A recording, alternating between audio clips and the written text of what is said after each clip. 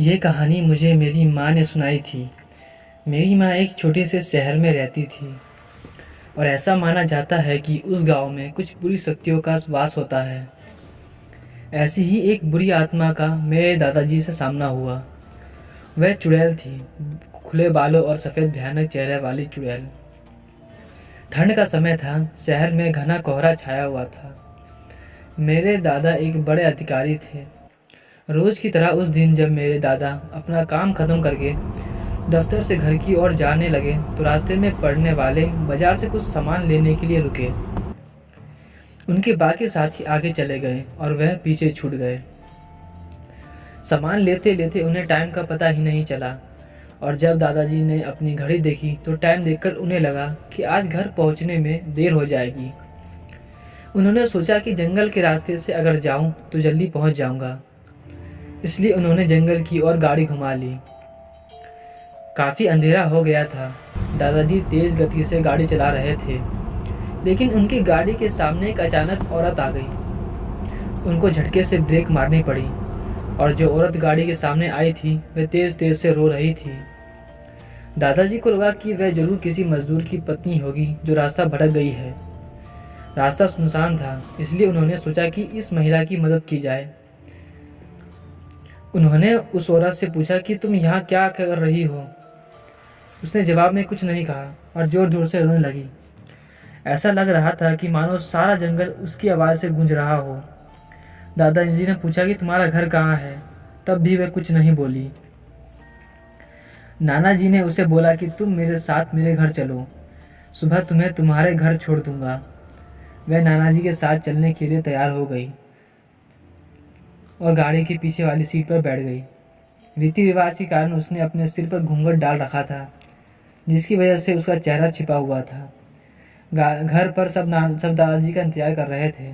जैसे ही गाड़ी की आवाज़ आई, सब भागकर इकट्ठा हो गए।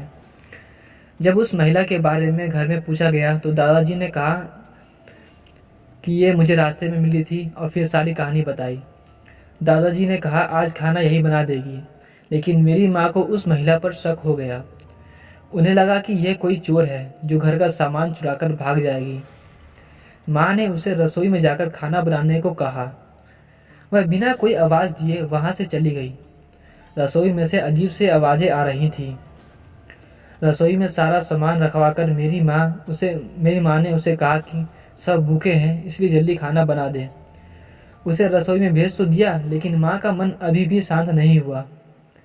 10 मिनट बाद माँ रसोई में पहुंची तो देखा अभी वह थैले में से मछलियाँ निकाल रही थी। यह देखकर माँ को गुस्सा आ गया।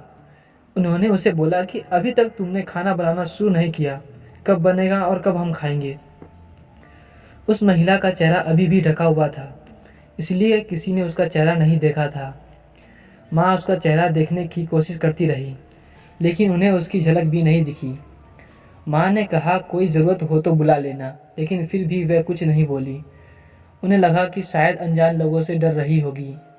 माँ रसोई से चली गई, लेकिन जब 10 मिनट बाद वह फिर वापस आई तो रसोई का दृश्य देखकर माँ डर गई। उनके पैर जैसे वहीं जम गए, उनके गले की आवाज़ नहीं निकल रही थी। उन्होंने देखा कि वह औरत रसोई के स्लेब पर बैठकर कच्ची मछलियाँ खा रही थी। सारी रसोई में हड्डियाँ और मांस फैले हुई थी। उसके सिर का घूंघट भी उतरा हुआ था। उसका चेहरा बेहद खौफनाक था, बाल बहुत बड़े और नाखून एकदम काले। वह मछलियाँ खाने में मगन थी, इसलिए उसका ध्यान माँ पर नहीं गया। माँ भी चिल्लाई नहीं कि कहीं वह ज़्यादा खतरनाक न हो जाए। माँ ने एक थाल उठाया और चूल्हे में जलता हुआ कोयला निकालकर उसकी तरफ दौड़ी। उसे आज भी वह औरत दिखाई देती है। कोयला उस चेड़ पर फेंक दिया। आग की जलन की वजह से वह डायन तेज तेज से आवाज़ें निकालने लगी। उसकी आवाज़ सुनकर सारा घर इकट्ठा हो गया। उसे आग दिखाकर घर से बाहर निकाला गया। उसकी आवाज़ इतनी तेज थी कि आसपास के लोगों का भी वहाँ पर जमावड़ा जमा हो गया। वह डायन लोगों के भीड़ में को हटाते हुए जंगल की तरफ दौड़ी। सारे लोग डर के मारे काँप रहे थे और मेरी माँ की हिम्मत की दाद भी दे रहे थे कि अगर उन्होंने सही समय पर कोयला से उस डायन को नहीं भगाया होता तो न जाने क्या होता। वह जाते जाते सभी लोगों को चेतावनी भी दे गई कि मैं वापस जरूर न आऊँगी। जब उसने ये कहा तो मेरे दादाजी डर गए। उनको अब हमारे घर की चिंता होने लगी थी और माँ भी बहुत चिंता में थी। खैर उस वक्त के लिए ये खतरा टल चुका था। तो हम सब ने उस बात को भुलाना सही समझा और हम सब अंदर चले गए। लेकिन फिर वह ज़रूर आई और जो उसने किया वह बेहद खौफनाक था।